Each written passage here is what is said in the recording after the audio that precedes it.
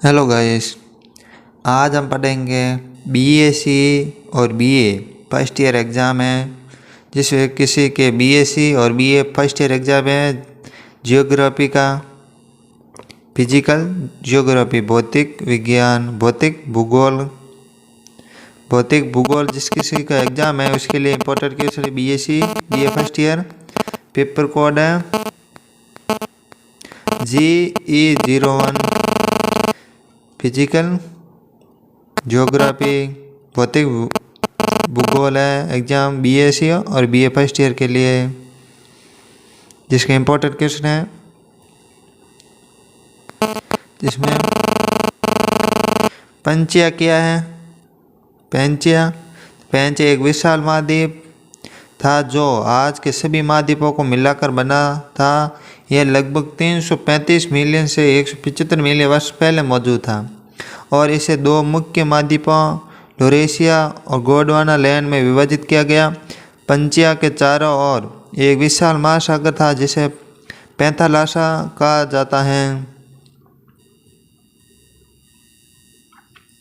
Allegation है plate tectonics क्या है? तो प्लेट टेक्टोनिक्स पृथ्वी की एक पपड़ी कष्ट के व्यवहार का वर्णन करने वाले एक वैज्ञानिक सिद्धांत है। यह बताता है कि पृथ्वी की सतह कई बड़ी और कठोर प्लेटों से बनी है जो लगातार एक दूसरे को सापेक्ष चलती रहती हैं। इन प्लेटों की गति के कारण भूकंप, ज्वालामुखी, पर्वत निर्माण, महासागर के तल निर्माण होता है।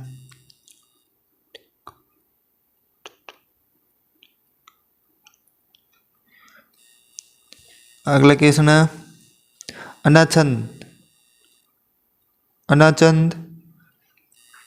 क्या है? तो ये एक भूवैज्ञानिक प्रक्रिया है जिसमें पृथ्वी की सतह से चट्टाना और मिट्टी के क्षरण और कटाव होता है, जिससे भूभाग समतल होने की और पर्वत होता है। और यह एक सतह प्रक्रिया है जिसमें अपक्षय और अपरदन शामिल होते हैं।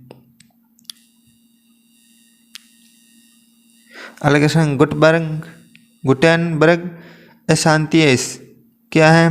गुटेनबर्ग अशांतीय पृथ्वी की वह एक परत है जो निचले मेटल को बाहरी कोर से अलग करती है और ये भूकंपीय तरंगों के वेग में अचानक परिवर्तन से पहचानी जाती है। 1912 में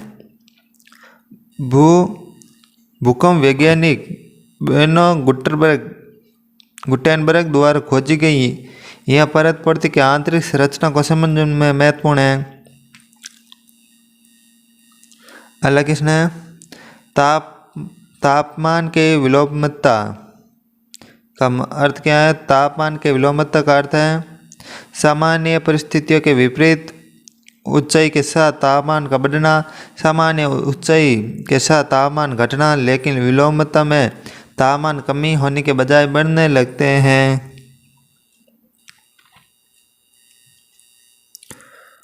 अगला क्वेश्चन है महासागरीय लवणता समुद्र के पानी में घुले हुए नमक की मात्रा है जो आमतौर पर प्रति 1000 भाग पीपीटी में व्यक्त की जाती है। औसत महासागरीय लवणता लगभग 35 पीपीटी है, लेकिन यह 33 पीपीटी से 37 पीपीटी तक भिन्न हो सकती है। अगला क्वेश्चन है वर्त ज्वार और लघु ज्वार क्या है? अंतर बताइए। तो वर्त ज्वार और लघु ज्वार के दो प्रकार के ज्वार है जो चंद्रमा और सूर्य के गुरुत्वाकर्षण बलों के कारण आते हैं। यह वर्त ज्वार तब आते हैं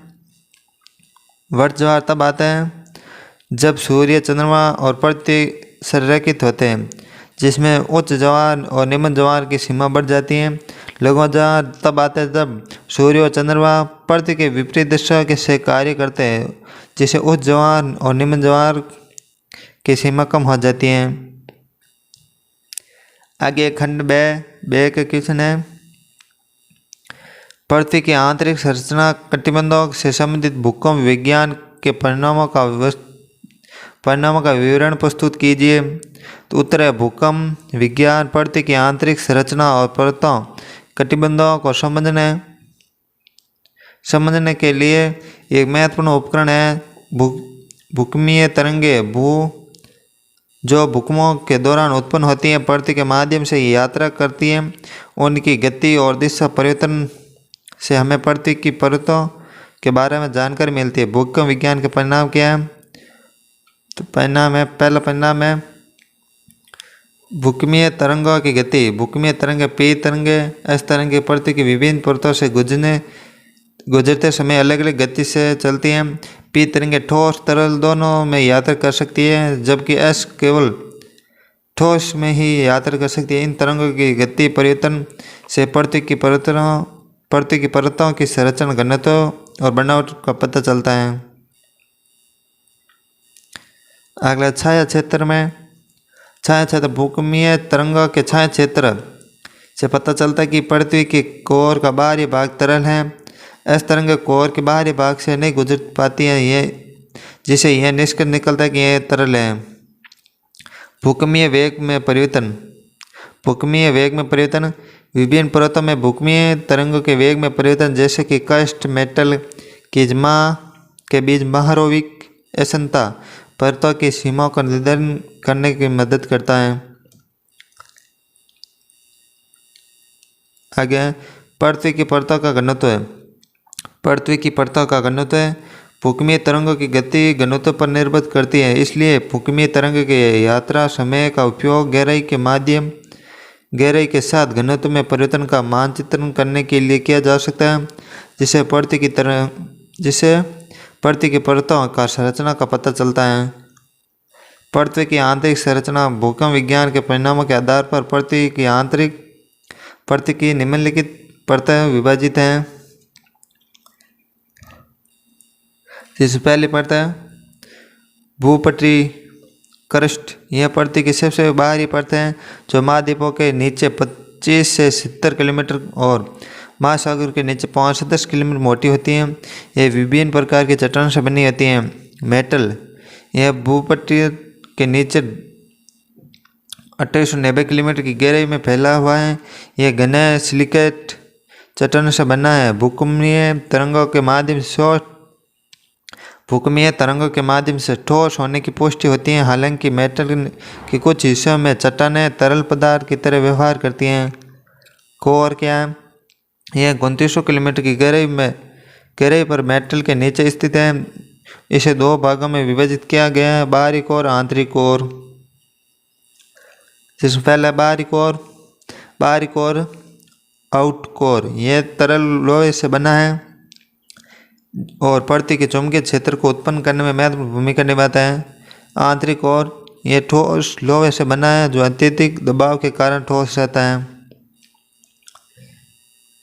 अगले क्वेश्चन है शुष्क प्रदेश में बनने वाले स्थानांतर रूपों का वर्णन कीजिए। तो उत्तर है शुष्क प्रदेश में बनने वाले स्थलों रूपों की विविधता उस क्षेत्र के जलवायु और भूगर्भिक प्रक्रिया पर निर्भर करती है।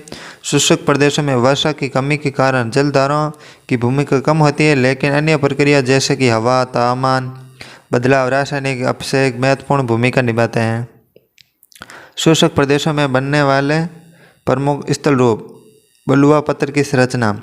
शुष्क प्रदेशों में बलुआ पत्थर की संरचना आम है। यह संरचना हवा द्वारा रेत के कणों के अपरदन और जमाव से बनती है। रेत के टीले शुष्क प्रदेशों में रेत के टीले एक आम स्थल रूप है। यह टीले हवा द्वारा रेत के कणों का जमाव से बनते हैं। अक्सर विशिष्ट आकार जैसे कि बरचान और सीप टीले बनाते हैं। प्लया एक प्रकार शुष्क झील है जो अस्थायी रूप से पानी से भर जाता है। जब पानी सूख जाता है तो यह नमकीन पर छोड़ देता है। Canyon guards. शुष्क प्रदेशों में कैनियन गार्ड जलधारा द्वारा अपने अपरदन के कारण बनते हैं। स्थल रूप, गहराई, विशिष्ट आकार के लिए जाने जाते हैं। मेसा और बट शुष्क प्रदेशों में पाए जाने वाले विशिष्ट स्थल रूप हैं। यह समतल शीर्ष वाली पहाड़ियाँ होती हैं जो आसपास के क्षेत्र ऊंचाई पर होती हैं। पेडीमेंट और वजाडा।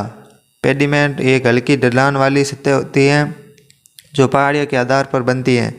वजाडा एक प्रकार का आवासीय औषधि जमा होते हैं जो पेडिमेंट पर पाया जाता है। इंसेलबर्ग एक विशिष्ट प्रकार की पहाड़ी होती है जो आसपास के क्षेत्र से अचानक से ऊंचाई पर होती है। यह अक्सर ग्रेनाइट या अन्य ठोर चट्टानों से बनी होती हैं। स्थल रूपों का निर्माण शुष्क प्रदेशों में होने वाली विशिष्ट भूगर्भिक जलवायु प्रक्रिया के कारण होती है। यह स्थल रूप न केवल उस क्षेत्र के भूगर्भिक इतिहास को दर्शाते हैं बल्कि स्थानीय परिस्थितियों और मानव गतिविधियों के पर भी प्रभाव डालते हैं। अगला, जलवायु के तापमान के विवरण को प्रभावित करने वाले कारकों का वर्णन कीजिए। वायुमंडल के तापमान के विवरण का प्रभावित करने वाले कारक। वायुमंडल का तापमान विभिन्न कारकों से विभाजित होता है और पृथ्वी की सतह से लेकर पृथ्वी की वायुमंडल तक तापमान के वितरण को निर्धारित करता है। इन कारणों को समझना वायुमंडलीय प्रक्रिया जलवायु को समझने के लिए महत्वपूर्ण है। सौर विकिरण। सौर विकिरण वायुमंडल के तापमान पर मुख्य स्रोत है। सूर्य के आने वाली ऊर्जा पृथ्वी की सतह को गर्म करती है जो बदले में वायुमंडल को गर्म करती है। सौर विकिरण की मात्रा अक्षांश और मौसम और दिन के समय के आधार पर विभिन्न होती है।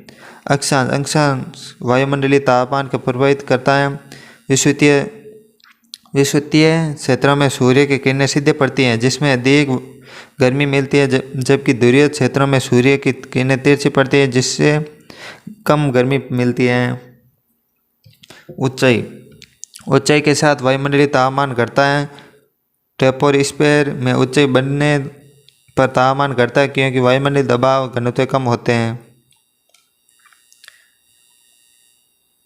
अगला, भूमि जल वितरण। भूमि और जल की विशिष्ट ऊष्माधारिता में अंतर होता है। जल की ऊष्माधारिता अधिक होती है जिसका अर्थ है कि धीरे धीरे गर्म और ठंडा होता है। भूजल की तुलना में तेजी से गर्म और ठंडी होती है जिससे तटीय क्षेत्रों और महाद्वीपों के तापमान में अंतर आता है। महासागरीय धाराएं वायुमंडलीय तापमान को प्रभावित करती हैं। गर्म धाराएं तटीय क्षेत्रों को गर्म करती हैं जबकि ठंडी धाराएं ठंडा प्रभाव डालती हैं। वायुमंडलीय गैस जैसे कि ग्रीन हाउस गैसें, कार्बन डाइऑक्साइड, मीथेन वायुमंडल में गर्मी को रोकती हैं, तापमान को नियंत्रण करती हैं। मौसमी बदलाव पृथ्वी के अक्ष के झुकाव के कारण होती है। विभिन्न मौसमों में सूर्य की किरणें विभिन्न अक्षों पर अधिक और कम तीव्रता से पड़ती है जिससे तापमान में मौसमी बदलाव आते हैं। मानव गतिविधि जैसे कि औद्योगिक उत्सर्जन और वनों की कटाई वायुमंडलीय तापमान को प्रभावित करती है। ग्रीन हाउस गैसों के उत्सर्जन से वैश्विक तापमान में वृद्धि होती है। निष्कर्ष किया, वायुमंडल के तापमान वितरण को प्रभावित करने वाले कारक विविध और जटिल हैं। इन कारकों को समझना जलवायु और मौसम की भविष्यवाणी करने के और पर्यावरणीय चुनौती का समाधान करने के लिए महत्वपूर्ण है। अगला क्वेश्चन है, भूतल पर तापीय एवं गतिक कारकों से नियंत्रण प्रमुख वायुदाब पेटी का व्याख्या कीजिए। भूतल पर तापीय और गतिक कारकों से नियंत्रण प्रमुख वायुदाब पेटियों की व्याख्या। वायुदाब पेटियां पृथ्वी के वायुमंडल में विभिन्न दबाव क्षेत्रों को दर्शाती है जो तापीय और गतिक कारकों से नियंत्रण होती हैं। ये पेटियां वायुमंडलीय परिसंचरण और मौसम पैटर्न को निर्धारित करने में महत्वपूर्ण भूमिका निभाती हैं। पहला, विषुवतीय निम्न वायुदाब पेटी डोल्ड्रम स्थान है विषुवत रेखा के आसपास और कारण है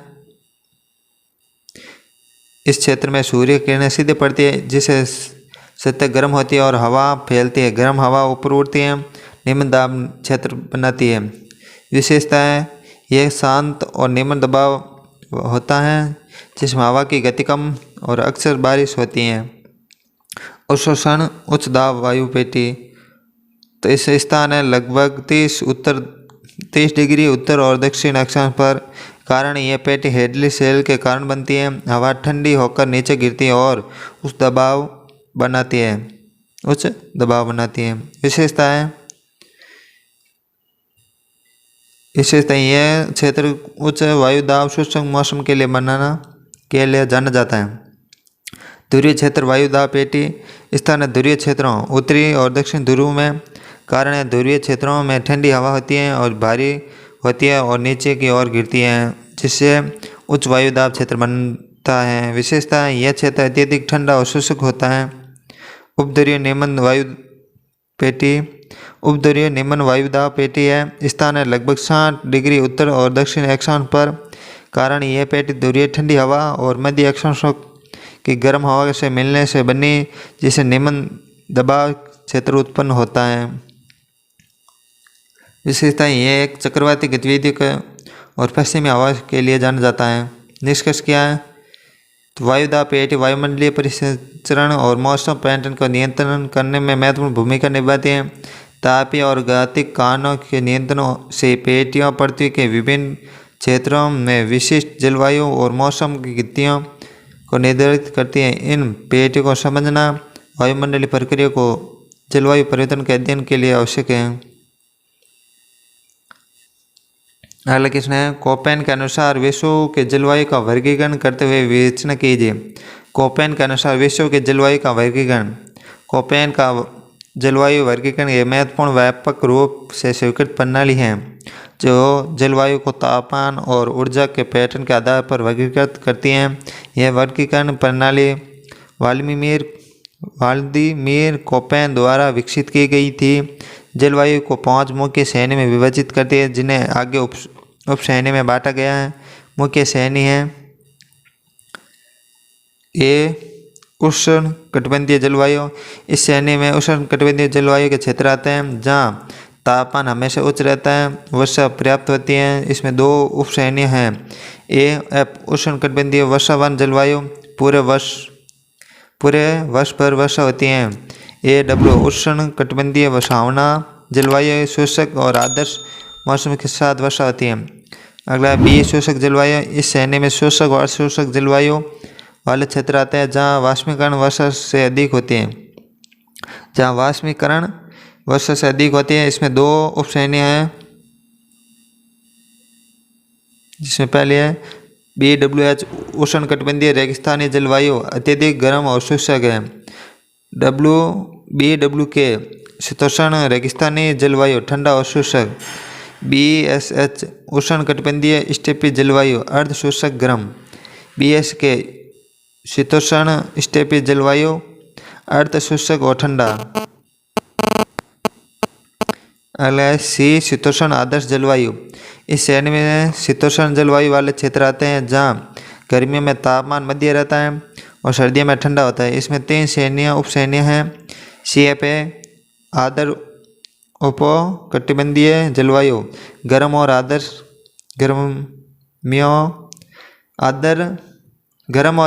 गर्मियों और हल्की सर्दियाँ हैं। CFB महासागरीय जलवायु, मध्य तापमान और पूरे वर्ष भर वर्षा। CFC उपध्रुवीय महासागरीय जलवायु, ठंडी गर्मियों और ठंडी सर्दियों। आगे 4B महाद्वीपीय जलवायु। इस श्रेणी में महाद्वीपीय जलवायु वाले क्षेत्र आते हैं जहाँ गर्मियों और सर्दी के तापमान में बड़ा अंतर होता है। इसमें 2 उप श्रेणियाँ हैं। DFA गर्मी वाली महाद्वीपीय जलवायु, गर्म गर्मियाँ और ठंडी सर्दियाँ। DFB ठंडी गर्मी वाली महाद्वीपीय जलवायु, ठंडी गर्मियाँ और ठंडी सर्दियाँ। आगे ई ध्रुवीय जलवायु। इस श्रेणी में ध्रुवीय जलवायु वाले क्षेत्र आते हैं जहाँ तापमान हमेशा कम रहता है। ये भी 2 श्रेणियाँ। ET टुंड्रा जलवायु, गर्मियों में तापमान थोड़ा बढ़ता है लेकिन सर्दियों में अत्यधिक। EF हिमनद जलवायु, पूरे वर्ष अत्यधिक ठंडा और बर्फीला। और इसका निष्कर्ष है कोपेन का जलवायु वर्गीकरण प्रणाली विश्व की जलवायु को समझने और वर्गीकृत करने के लिए एक महत्वपूर्ण उपकरण है। यह प्रणाली तापमान और वर्षा के पैटर्न के आधार पर जलवायु को विभिन्न श्रेणी में विभाजित करती है, जिससे विभिन्न क्षेत्रों की जलवायु विशेषताओं को समझने में मदद करती हैं। और आगे बढ़ने से पहले एक बार हमारे YouTube चैनल बालाजी क्लासेस ब्री को सब्सक्राइब कर लें। वीडियो चला के लाइक कमेंट शेयर जरूर करें और हमारे टेलीग्राम ग्रुप भी ज्वाइन कर लें। और अगला क्वेश्चन है, महासागरीय निक्षेप का वर्गीकरण और विश्व वितरण का वर्णन कीजिए। उत्तर महासागरीय निक्षेप का वर्गीकरण और विश्व वितरण। महासागरीय निक्षेप समुद्र के तल पर जमा होने के कारण अवसादों को कहते हैं कि निक्षेप विभिन्न स्रोतों से आते हैं। महासागर के तल में जाकर जमा होकर विभिन्न प्रकार के निक्षेप बनाते हैं। महासागरीय निक्षेप का वर्गीकरण। महासागर निक्षेपों का मुख्य रूप से विभिन्न श्रेणियों में वर्गीकृत किया गया है, जिसमें पहली श्रेणी स्थलीय निक्षेप। यह निक्षेप स्थलीय स्रोतों से आते हैं, जैसे नदियों द्वारा लाए गए अवसाद, हिमनदों द्वारा जमा की गई सामग्री और हवा द्वारा उड़ाई गई धूल है। जैविक निक्षेप। यह निक्षेप समुद्री जीवों के अवशेषों से बने हैं, जैसे खोल, हड्डियां और अन्य जैविक सामग्री। और अगला हाइड्रोजन निक्षेप।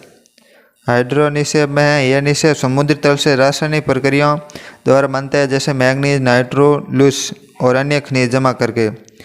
असिक्किम निक्षेप। यह निक्षेप बाहरी आंतरिक से आते हैं, जैसे उल्कापिंड और अन्य बाह्य अवशेष। विश्व वितरण।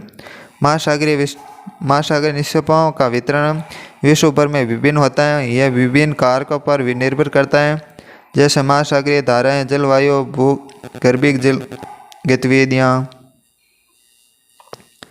जिसमें स्थलीय निक्षेप में यह निक्षेप महाद्वीपों के निकट नदी मुखों के पास अधिक मात्रा में पाए जाते हैं। उदाहरण के लिए गंगा नदी द्वारा लाए गए अवसाद बंगाल की खाड़ी में जमा होते हैं। जैविक निक्षेप।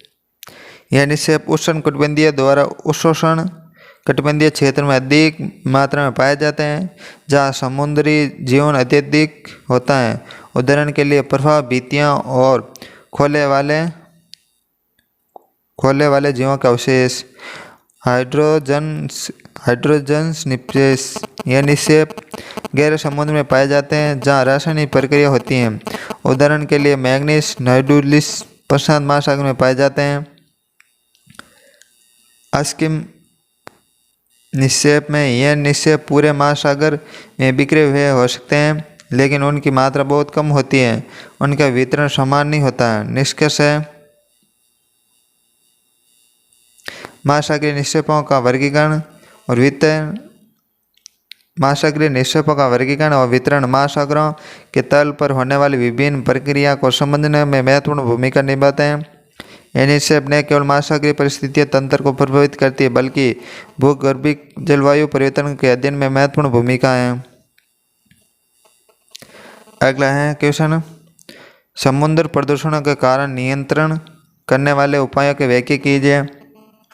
तो उत्तर, समुद्री प्रदूषण के कारण नियंत्रण करने वाले उपाय। समुद्र में प्रदूषण एक गंभीर समस्या है जो महासागरों और समुद्र जीवन को प्रभावित करती है।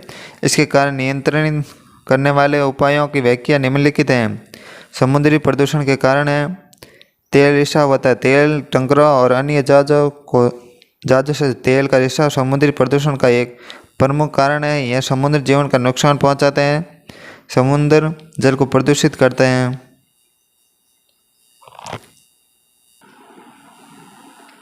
और है प्लास्टिक प्रदूषण। प्लास्टिक प्रदूषण की बोतलें, बैग, अन्य प्लास्टिक सामग्री समुद्र प्रदूषण का बड़ा हिस्सा है। ये प्लास्टिक समुद्र जीवों को नुकसान पहुंचाते हैं और समुद्र तल में जमा होते हैं। रासायनिक प्रदूषण। औद्योगिक कृषि गतिविधियों को निकलने वाले रासायन समुद्री जल में मिलकर प्रदूषण फैलाते हैं। यह रासायन समुद्री जीवन को नुकसान पहुंचा सकते हैं और मानव स्वास्थ्य के लिए हानिकारक हो सकते हैं। सीवेज और औद्योगिक अपशिष्ट। सीवेज, औद्योगिक अपशिष्ट समुद्री जल के मिलकर प्रदूषण फैलाते हैं। यह विशिष्ट समुद्री जीवन को नुकसान पहुंचा सकते हैं और जल की गुणवत्ता को खराब कर सकते हैं। समुद्री प्रदूषण नियंत्रण करने वाले उपाय कौन कौन से हैं? तेल रिसाव की रोकथाम। तेल टैंकर को जहाज़ों के लिए सख्त नियम और विनियम लागू करना ताकि तेल रिसाव रोका जा सके। प्लास्टिक उपयोग में कमी। प्लास्टिक के उपयोग में कमी करना है। प्लास्टिक कचरे को ठीक निपटान के लिए जागरूकता और नीतियाँ बनाना। रासायनिक प्रदूषण को रोकथाम। और कृषि गतिविधि से निकलने वाले रासायनिकों को नियंत्रण करने के लिए सख्त नियम और विनियम लागू करना। सीवेज औद्योगिक अपशिष्ट प्रबंधन, सीवेज औद्योगिक अपशिष्ट प्रबंधन को ठीक प्रबंधित करना, औपचारिक करने के लिए सुविधा स्थापित करना। अगला है जागरूकता का और शिक्षा, समुद्र प्रदूषण के बारे में जागरूकता बढ़ाने और लोगों को इसके प्रभाव को रोकथाम के उपाय के बारे में शिक्षित करना। अंतर्राष्ट्रीय सहयोग, समुद्री प्रदूषण एक वैश्विक समस्या, इसलिए इसके समाधान के लिए अंतर्राष्ट्रीय सहयोग समझौता आवश्यक है। समुद्री निष्कर्ष है, समुद्री प्रदूषण एक गंभीर समस्या महासागरों और समुद्री जीवन में प्रभावित करने हैं। इसके कारण समझना और नियंत्रण करने वाले उपाय को लागू करना आवश्यक है। हमें इस समुद्री प्रदूषण को रोकने के लिए मिलकर काम करना चाहिए। महासागरों की सुरक्षा निश्चित करनी चाहिए। अगला है खंड 6, ज्वार भाटा की उत्पत्ति एवं प्रकार को समझाइए। ज्वार भाटा की उत्पत्ति के प्रकार, जिसमें ज्वार भाटा समुद्र के तल स्तर में होने वाले चक्रीय परिवर्तन और हैं जो मुख्य रूप से चंद्रमा और सूर्य के गुरुत्वाकर्षण बलों के कारण होते हैं। यह परिवर्तन समुद्र जल के ऊपर उठाते हैं और नीचे गिराते हैं, जिससे ज्वार और भाटा की स्थिति उत्पन्न होती है। ज्वार भाटा की उत्पत्ति मुख्य रूप से निम्नलिखित कारकों पर आधारित है, जिसमें पहला है चंद्रमा का गुरुत्वाकर्षण बल पृथ्वी के जल को अपनी ओर खींचता है, जिससे जल स्तर उबार आता है। ये उबार चंद्रमा की दिशा और उसकी विपरीत दिशा में भी होता है। सूर्य का गुरुत्वाकर्षण बल, सूर्य भी पृथ्वी के जल पर गुरुत्वाकर्षण बल लगाता है, हालांकि यह बल चंद्रमा की तुलना में कम होता है। जब सूर्य चंद्रमा की एक ही दिशा में होता है तो यह विपरीत दिशा में होता है, तो उनके गुरुत्वाकर्षण बल मिलकर अधिक प्रभावित होते हैं। ज्वार भाटा के प्रकार, उच्च ज्वार, जब जल स्तर अपने उच्चतम बिंदु पर होता है तो उसे उच्च ज्वार कहा जाता है। तब तक होता है जब तक चंद्रमा और सूर्य गुरुत्वाकर्षण बल एक ही दिशा में कार्य करते हैं। निम्न ज्वार, लो ट्राइब, जल स्तर अपने न्यूनतम बिंदु पर होता है, इसे निम्न ज्वार कहा जाता है। उस ज्वार के बीच के समय होता है। फसन ज्वार, जब सूर्य और चंद्रमा एक दिशा में या विपरीत दिशा में होते हैं, उनका गुरुत्वाकर्षण बल मिलकर अधिक प्रभावी होता है, जिससे उच्च और निम्न ज्वार के बीच अंतर अधिक होता है। यह पूर्णिमा अमावस्या के समय होता है। नीप ज्वार, जब सूर्य और चंद्रमा एक दूसरे के लंबवत होते हैं और उनके गुरुत्वाकर्षण बल एक दूसरे के कम होते हैं, जिससे उच्च और निम्न ज्वार के बीच अंतर कम होता है। यह पहली और तीसरी तिमाही के चंद्रमा के समय होता है। निष्कर्ष ज्वार भाटा की उत्पत्ति चंद्रमा और सूर्य के गुरुत्वाकर्षण बलों के कारण होती है। यह बल समुद्र जल को ऊपर उठाते हैं और नीचे गिराते हैं, जिससे ज्वार और भाटा की स्थिति उत्पन्न होती है। ज्वार भाटा के प्रकार, फसन ज्वार, नीप ज्वार, चंद्रमा और सूर्य की स्थिति की निर्भर करती है। ज्वार भाटा की समझ समुद्री गतिविधियां और तटीय प्रबंधन की महत्वपूर्ण है। अगला क्वेश्चन है, पवन अपरदन द्वारा निर्मित स्थल कृतियों की व्याख्या कीजिए। पवन अपरदन द्वारा निर्मित स्थल कृतियाँ, पवन अपरदन एक महत्वपूर्ण भूगर्भिक प्रक्रिया जो शुष्क और शुष्क क्षेत्रों को अधिक प्रभावी होते हैं। पवन अपरदन द्वारा विभिन्न प्रकार की स्थल कृतियाँ निम्नलिखित होती हैं, जो उस क्षेत्र की भूगर्भिक जलवायु परिस्थिति को दर्शाती है। पवन अपरदन द्वारा निर्मित प्रमुख स्थल कृतियाँ, जिसमें रेत के टीले, पवन अपरदन द्वारा रेत के टीले के कणों को एक स्थान दूसरे स्थान पर स्थानांतरित किया जाता है और टीले के रूप में जमा किया जाता है। यह टीले विभिन्न आकार और प्रकार के होते हैं, जैसे कि बरचान, सीप, पैराबोलिक टीले। लोहस एक प्रकार का औषधि जमा है जो पवन द्वारा उड़ाई गई धूल मिट्टी के कणों से बनता है। यह जमा अक्सर शुष्क और अशुष्क क्षेत्र में पाया जाता है। इसकी विशेषता है कि इसकी महन और एक समान बनावट है। यार्डगस पवन अपरदन द्वारा निर्मित लंबी और सक्रिय पहाड़ी है। यह पहाड़ी पवन की दिशा में लंबवत होती है। उनकी ऊपरी सतह पर अक्सर कठोर चट्टान परत होती है। वेटिफाइक्स चट्टानें होती हैं जिनमें पवन द्वारा उड़ाई गई रेत धूल कणों द्वारा घिसा और तराशा जाता है। इन चट्टानों की परत पर अक्सर विशिष्ट आकार के निशान लगाए जाते हैं। डिप्लेशन बेसिन डिप्लेशन बेसिन वे क्षेत्र होते हैं जहाँ पवन अपरदन के कारण मिट्टी और रेत कणों को हटा दिया जाता है, जिससे अवसाद या बेसिन बनता है। निष्कर्ष है, पवन अपरदन द्वारा निर्मित स्थलकृतियाँ उस क्षेत्र की भूगर्भिक जलवायु परिस्थितियों को दर्शाती हैं। स्थलकृतियाँ न केवल उस क्षेत्र को भूगर्भिक इतिहास को समझ में मदद करती है, बल्कि स्थानीय इस परिस्थिति को मानव गतिविधियों पर भी अधिक प्रभाव डालती है। पवन अपरदन की प्रक्रिया का समझना भूगर्भिक पर्यावरण अध्ययन की एक महत्वपूर्ण है। और आगे बढ़ने से पहले एक बार हमारे YouTube चैनल बायोलॉजिकल लाइब्रेरी को सब्सक्राइब कर लें। वीडियो अच्छा लगे लाइक कमेंट शेयर जरूर करें और हमारा टेलीग्राम ग्रुप भी ज्वाइन कर लें। अगला क्वेश्चन है, अंटार्कटिक महासागर की धारा का वर्णन कीजिए। अंटार्कटिक महासागर की धारा विभिन्न प्रकार की होती है, जिन्हें मुख्य रूप से गर्म और ठंडी धारा का वर्गीकरण किया गया है। इन धाराओं का निर्माण सूर्यताप, क्रोलोसिक प्रभाव, समुद्री जल का घनत्व, गुरुत्वाकर्षण का प्रभाव आदि कारणों पर आधारित होता है। उत्तरी अंटार्कटिक महासागर की धारा है फ्लोराइड धारा। यह धारा मोस्को की खाड़ी से निकलकर उत्तरी अंटार्कटिक महासागर में बहती है। गल्फ स्ट्रीम यह गर्म धारा है और उत्तरी अमेरिका से पूर्वी तट के निकलकर यूरोप की पश्चिमी तट तक बहती है। उत्तरी अंटार्कटिक बहाव यह धारा गल्फ स्ट्रीम की एक शाखा है जो उत्तरी यूरोप के तटों से बहती है। कैनरी धारा यह एक ठंडी धारा है जो अफ्रीका के पश्चिमी तट से बहती है। लेब्राडोर धारा यह ठंडी धारा है ग्रीनलैंड के पश्चिमी भाग और लेब्राडोर प्रायद्वीप से तटीय भाग में बहती है।